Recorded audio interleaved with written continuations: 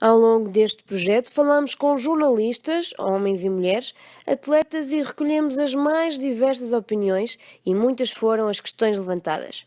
Uma dessas questões tinha por base quem contrata, se existe alguma tendência de género e como é feita a avaliação de um candidato para a área do desporto. Tudo aquilo que tu precisas de saber numa entrevista que vais ouvir já a seguir. Nós fomos deparando com várias opiniões, tanto de homens como de mulheres, e muito diferentes. Porquê que acha que existe esta diferença tão grande sobre como as mulheres pensam e como os homens pensam sobre se existe ou não diferenciação da mulher no desporto? Pois, essa é a pergunta para $1.000.000. Eu acho que essa diferença... bom, eu não sei explicar porque é que uns têm uma opinião e outros, o outro género tem uma opinião tão diferente. O que eu acho é que, e sobre isso não parece haver grande discussão, é que a diferença a existir é hoje muito mais pequena do que era há 10 anos ou há 15 anos. Essa diferença tem vindo a esbater-se. Mas tem vindo a esbater-se naquilo que é o nosso core, que é, estamos a falar de desporto, como eu acho que se tem vindo a esbater em tudo o que é campo de atividade. Portanto, acho que o que está a passar no desporto, relativamente àquilo que é o papel da mulher, a importância da mulher e a influência da mulher, não é mais do que o reflexo do que acontece no desporto, não é mais do que o reflexo do que acontece em todas as outras áreas de atividade. Estamos a falar de um negócio e nesse negócio eu acho que o papel da mulher é hoje já indispensável, ou se calhar há muitos anos que é indispensável. Não vejo, sinceramente, que essa diferença hoje seja sequer significativa. Se ainda há diferença, e eu tenho dúvidas que exista, e eu tenho mesmo dúvidas que exista, se ainda há diferença, eu acho que ela é cada vez menor e acredito até que possa estar prestes a desaparecer. Mas acha que essa diferença é mais por parte da redação em si ou por parte de quem contrata? Não, quer dizer, vamos ver. Nós, direção, e eu estou a falar, eu sou diretor adjunto, estou aqui a representar a direção, creio que não fugirei àquilo que o António Magalhães também iria dizer, seria, acredito eu, uma opinião muito aproximada. No nosso caso, direção, nós não temos... nós gostávamos de contratar, se pudéssemos contratar 10 pessoas, hoje, infelizmente, contratar é cada vez mais um bem precioso, infelizmente não temos essa possibilidade, muito gostávamos que fosse assim. Portanto, os critérios hoje são diferentes também do que eram antes de chegarem a estes tempos difíceis que todos atravessamos. Se precisássemos, vamos entrar aqui num campo hipotético, se precisássemos contratar hoje 10 pessoas, isso quer dizer que há uns tempos tínhamos dado esse sinal ao mercado e estaríamos a receber disponibilidade de pessoas que estivessem eventualmente interessadas em vir trabalhar para o Record. A questão do género tem influência. Hoje nesta direção Record, tem influência zero. Zero. Portanto, se pudéssemos recrutar livremente, ou seja, vamos contratar as melhores pessoas, as pessoas mais habilitadas para aquilo que são momentaneamente as nossas necessidades, podiam ser até, se fossem 10 as vagas, as necessidades possíveis de preencher, podiam ser 10 mulheres. Desde que houvesse competência? Claro, claramente. Esse é mesmo o critério. Não faz sentido, já nem é admissível sequer pensarmos que para trabalhar seja na modalidade mais masculina. Nunca pensei bem nisso, mas pode ser o boxe, eventualmente, sei lá, também há boxe feminino, eu sei, mas quer dizer, aqui, nós pensamos no boxe que é aquela que exige mais força, assim, de repente, mas se calhar há a mesma da força, como é evidente, mas para uma modalidade onde é mais normal idealizarmos homens quando vem à cabeça essa modalidade, karaté, boxe, modalidades de força, de violência, se vamos contratar um jornalista para trabalhar nessa área, pode ser perfeitamente uma mulher. Se ela tiver a capacidade para analisar aquilo que é a modalidade em causa. Portanto, e como te disse, podiam ser perfeitamente 10 mulheres a contratar. Podiam ser 10 homens também, percebes? Agora, se tivéssemos que preencher uma cota, era fácil, quantas mulheres precisamos e quantos homens precisamos para preencher a cota. Mas, felizmente, não estamos obrigados a preencher nenhuma cota. Sei lá, o Record tem muito mais mulheres hoje do que tinha quando eu entrei cá. Não foi seguramente por questões de cota, foi seguramente por critérios exclusivos de competência, daquilo que quem contrata, de que quem contrata entende que é a competência. Podemos estar enganados ou não, mas é evidente que não se trata de... O género não conta para aqui. Mas, por exemplo, quando contrata não há uma mulher, não há as questões da maternidade e da mulher ser claramente mais frágil fisicamente que um homem. Não. Não existe essa questão? Não. Nem sequer é ponderado. Nem sequer é ponderado. Nem sequer é ponderado. É uma questão real, é uma questão que acontece, não é? E nós sabemos que isso se passa, mas não é considerado. Jamais em tempo algum. Jamais em tempo algum. Não sei se falaste com pessoas que têm também cargos semelhantes ao meu, neste caso, sou diretor adjunto, ou faço parte de uma direção. Não sei se falaste com mulheres que estão em cargos de direção. Estamos agora a começar a esse lado de quem contrata. Pois. Até agora foi muito mais os jornalistas e agora vamos começar a falar com quem contrata, com os cargos mais altos. Será curioso? Eu, por acaso, gostava, agora imaginando-me a fazer o teu trabalho, teria muita curiosidade em colocar essa pergunta a uma mulher que é diretora e tem a necessidade de contratar. Se ela, nós, posso garantir-te que não. Não. Sabemos tudo isso. Sabemos todas as. Não são os problemas, todas as características de diferenciação a esse respeito, de questões pessoais, até de questões físicas, que estão inerentes. Evidentemente elas existem, não podemos fingir que não existem, mas não contam, não têm peso, têm peso zero na decisão. Se a competência lá estiver, é evidente. E quando tem dois eventos para cobrir, um de futebol de Primeira Liga e outro de aqueles esportes que são considerados mais femininos, não há uma tendência de mandar os homens jornalistas para o futebol e as mulheres para os desportos mais... Não. Acabei de dizer isso. Se no boxe tivermos uma candidata a um emprego, a essa vaga, que nós entendamos, através de referências que nos cheguem, através daquilo que possa ser o seu currículo, eventualmente, do que possa mostrar numa entrevista de emprego, se nós entendermos que é uma mulher, a pessoa que está mais preparada, ela irá fazer naturalmente o boxe, como é evidente, como o que é uma modalidade mais masculina também, o futebol. Deste o exemplo do futebol. Eu acho também cada vez menos. Não é? O futebol feminino está em livre expansão e notável expansão. A SIC transmitiu há pouco tempo, não sei se viste uma reportagem, uma grande reportagem sobre o futebol feminino,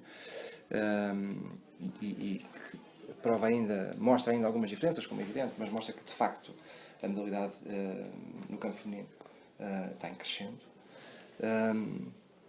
E no futebol aqui, os grandes jogos no Record, as crónicas de jogos são uma das coisas mais importantes no jornalismo desportivo.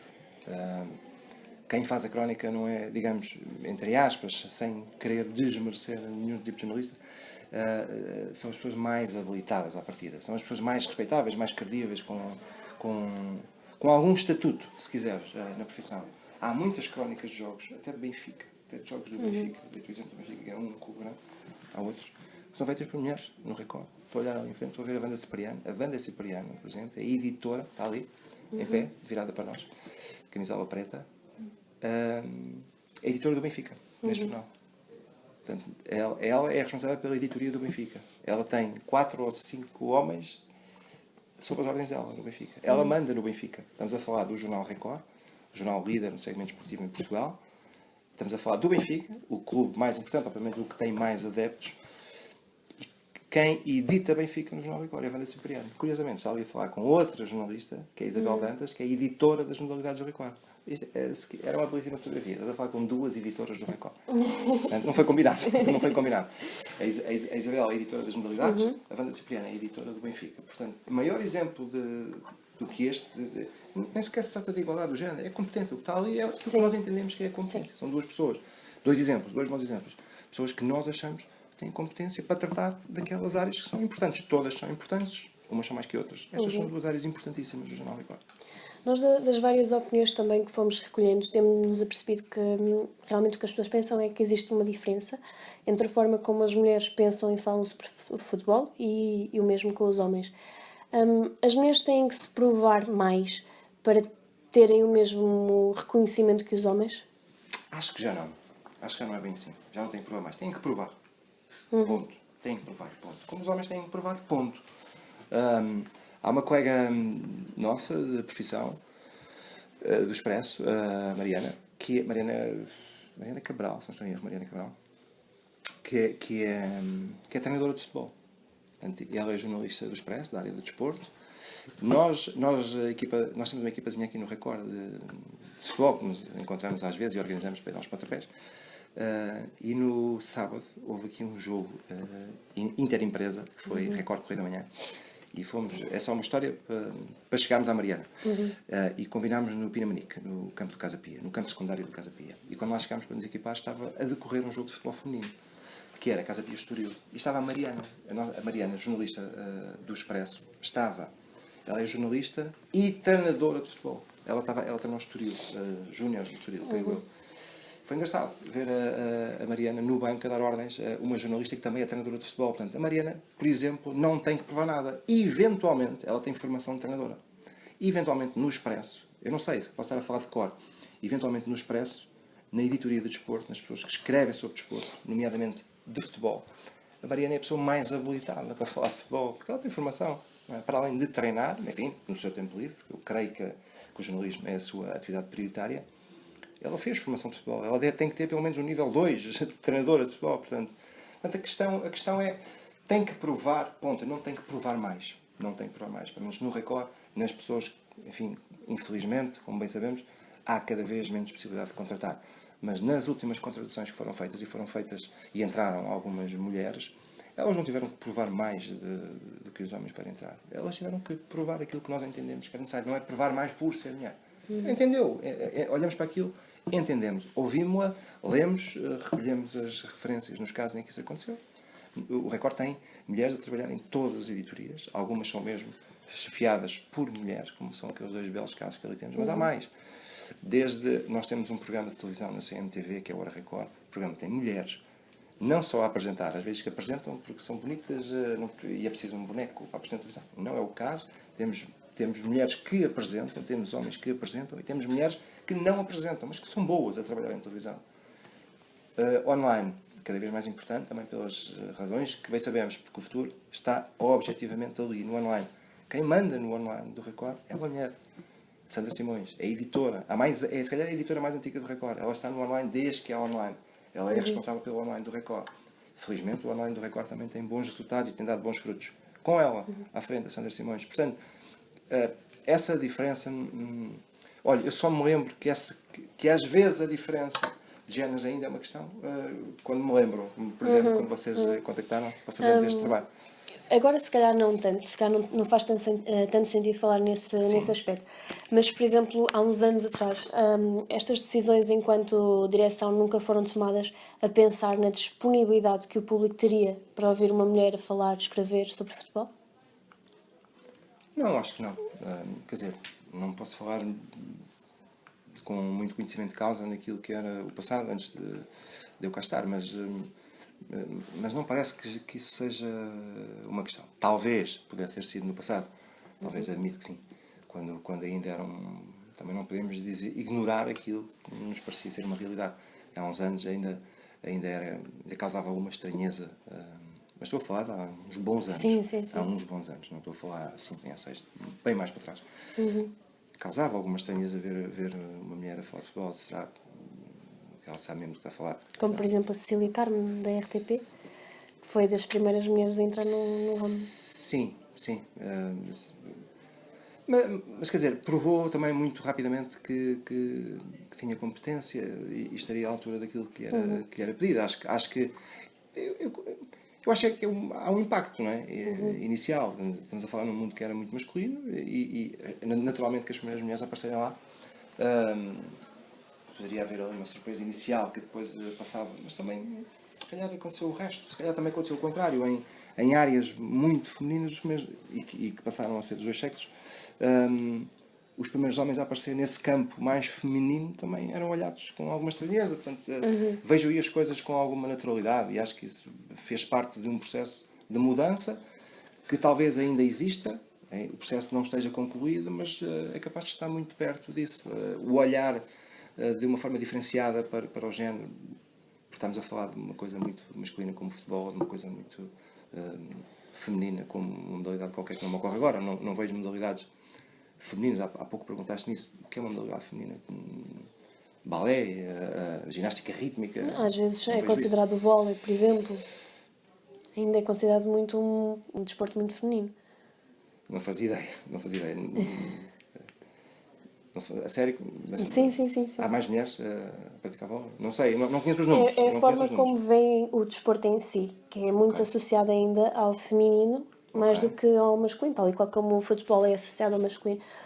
Agora, pegando um bocadinho no que a Cecília Carmo nos disse, nós já falamos com a Cecília já falaram Carmo, com ela? sim, e com a Cláudia Lopes, também falamos com a Cláudia Lopes da TVI, e ela disse-nos que contou-nos uma história de que houve uma vez estava... Cecília? A Cecília, sim. Que ela estava a entrevistar um jogador de futebol e outro jogador teve a necessidade de escrever um cartaz com o seu nome de género. Olha, eu sou este, porque achava que ela não saberia. Não ia saber. Porque é mulher, é estranho. Acha que esse estigma ainda existe, se calhar não da parte dos jornalistas, mas talvez da parte do público? Não. Pode haver, mas é uma minoria já silenciosa, quer dizer, já são, acredito que sejam casos isolados. Eu acho que a esmagadora maioria do público hoje já não tem dúvidas de que a competência é a condição número 1. Há mulheres que não percebem de futebol, claro que há. A trabalhar na Tal profissão. como há homens que não percebem de futebol. Como há homens que não percebem de futebol. Portanto, e se calhar há casos desses de pessoas que estão na profissão e que falam sobre futebol e que deveriam entender um pouco mais o fenómeno para aquilo que lhes é exigido. Mas isso também acontece em todas as profissões e esta não é exclusivo. Agora, esse exemplo que deste da necessidade do cartaz, isso é patético, não é? Portanto, o problema aí não está na Cecília, está no jogador, não é? que achou que isso era necessário. Portanto, mas hoje isso não acontece, seguramente. Esse exemplo devia ser muito antigo. Que existe realmente uma diferença muito grande em a forma como os homens veem esta questão e a forma como as mulheres veem. O que eu acho é que é perigoso fazer generalizações. É muito perigoso. Há um homem numa sala, não sei quantas pessoas estavam lá, mas em 100 pessoas há 1, 2, 3, até 4 ou 5 que acham estranho. Está bem, mas 95 podem não achar. Não é? E eu acho que é mais importante valorizar os 95 que não acham nada estranho e que acham perfeitamente normal e que nem sequer para eles isso é questão. Não é questão. É uma pessoa que está a trabalhar. Não interessa, está a trabalhar. As mulheres ouvem muito os tais comentários e dizem-nos que ouvem. Você, enquanto homem, alguma vez ouviu esse tipo de comentários de género vai para casa cuidar dos filhos ou vai cozer meias? Alguma vez ouviu aqui algum desses comentários? Não. Nunca. Nem mesmo em sítios que são perigosos hoje em dia. Perigosos, entre aspas. No fundo, em sítios onde se pode ouvir um bocadinho de tudo, desde a má educação, à má formação, à inteligência, há de tudo, que são as caixas de comentários dos sites. Nós não devemos perder lá muito tempo, mas devemos perder algum, para se perceber para quem estamos a trabalhar. Mesmo que esses leitores sejam aqueles leitores que não gastam um cêntimo hoje. Vivem daquilo, portanto, à partida não nos dão diretamente, não nos ajudam diretamente a sustentar um negócio, mas acabam por ser mais um view no site e todos os números contam. Mas aí não há filtro, entra de tudo. E aí, confesso, eu hoje menos, mas durante muito tempo andei por lá a tentar perceber o que é que incomodava as pessoas, o que é que as inquietava mais, onde é que havia menos tolerância. E em notícias assinadas por mulheres, e há muitas mulheres, como vocês devem ter visto, a trabalhar no Record. E cada vez mais, sim. E cada vez mais. Eu nunca vi esse tipo de comentário. Portanto, nunca vi o juízo ser feito a partir do género. Para ir ao encontro desses exemplos que estavas a dar, ou vai tratar dos filhos, ou vai cozer meias, ou vai não sei o quê. Nunca. Agora, ouvi há muitos anos nos estádios, por exemplo, isso. Ouvi isso. Sobretudo, eu lembro perfeitamente, quando se viu pela primeira vez, ou nas primeiras vezes, mulheres a arbitrar. Nem sequer a arbitrar ainda, eram fiscais de linha. Hoje há muitas mulheres que arbitram mesmo. Na altura começaram por ser fiscais de linha. Bem, sei que o objetivo do vosso trabalho é outro, é a imprensa, é o jornalismo. Estou a falar de agentes femininos no futebol. Sim. E só vi na bancada pessoas que estamos a falar há muitos anos, 20 e tal anos. Agora, em relação ao jornalismo, aquilo que é feito atualmente, sinceramente, exemplos desses não, se calhar existem, eu nunca me apercebi de nada. E nas caixas de comentários nós lidamos com centenas e centenas de pessoas que nos estão a julgar. Mas ou seja, a crítica está sempre lá, o insulto está sempre lá, há muito insulto nessas caixas de comentários, que aquilo é quase esgoto a céu aberto, mas essa questão do ataque à mulher por ser mulher, e a partir daí se julgar que não está habilitada para comentar aquilo que está ali a comentar ou a noticiar, isso nunca vi. Agora, pegando um bocadinho nas editoras que falou há bocado, o Record tem realmente algumas editoras mulheres. Mas, por exemplo, nas questões das opiniões, existem praticamente homens só. Porquê que não existem tantas mulheres? É por não haver esse querer delas ou é por alguma razão em especial? Em primeiro lugar, temos, não temos muitas, mas temos, e de repente lembro-me de uma das melhores opinadoras do Record. Eu gosto de todos os opinadores do Record. É a Leonor Pinhão. Sou fã e acho que é uma excelente opinadora. De facto, gostávamos de ter mais. Agora, há razões para não termos. Temos dificuldade, é de algo que já falámos aqui. Temos dificuldade. O critério é sempre a competência. Sim. E entre aquilo que são as pessoas disponíveis e que nós entendamos como habilitadas e capazes de ir ao encontro daquilo que são as necessidades, nós posso dizer que fizemos alguns convites que não foram aceitos a mulheres. Porquê que acha que isso acontece? Não passava pelos objetivos, não estavam muito interessadas nisso. Temos a Leonor Pinhão, como disse, houve outros convites que foram feitos. Não era antes da Leonor Pinhão, era para estar para além da Leonor Pinhão. E não aceitaram, por razões várias. E houve convites que fizemos a outras pessoas, não interessa dizer quais, que acabaram por ficar a pensar no assunto e mais tarde recusaram e apareceram a escrever noutros sítios. Mas pronto, outras oportunidades melhores terão aparecido. E temos ainda uma crónica, já agora livre, também ao domingo, da Cristina Ferreira, apresentadora da TV, que escreve, o convite foi feito exatamente nesse pressuposto, não é para falar tecnicamente sobre aquilo que é o desporto, é um olhar independente, de fora de alguém que não é do desporto e que não vive o desporto com a mesma intensidade com que nós aqui o vivemos, e queríamos esse olhar. Obviamente que ela tem que falar sobre desporto na crónica dela, mas pode falar no registro que entender. Acha que uma mulher traz algo de especial ao desporto? Ao ter mais sensibilidade ao escrever, por exemplo? Porque muitas das vezes o que nós observamos foi que os homens têm uma escrita talvez mais técnica e as mulheres vão, se calhar, um bocadinho para além disso. Concorda com isto? Essa é a primeira questão que vem à cabeça, é sempre essa, a sensibilidade. Né? A sensibilidade. Eu acho que há homens também com muita sensibilidade, sinceramente, e admito que, em alguns contextos muito próprios, a mulher tenha essa sensibilidade da mulher mais apurada, talvez possa fazer sentido, mas não é critério para nada, quer dizer, não é por isso, passa a ser mais ou menos importante. Não haver diferenças na forma de escrever?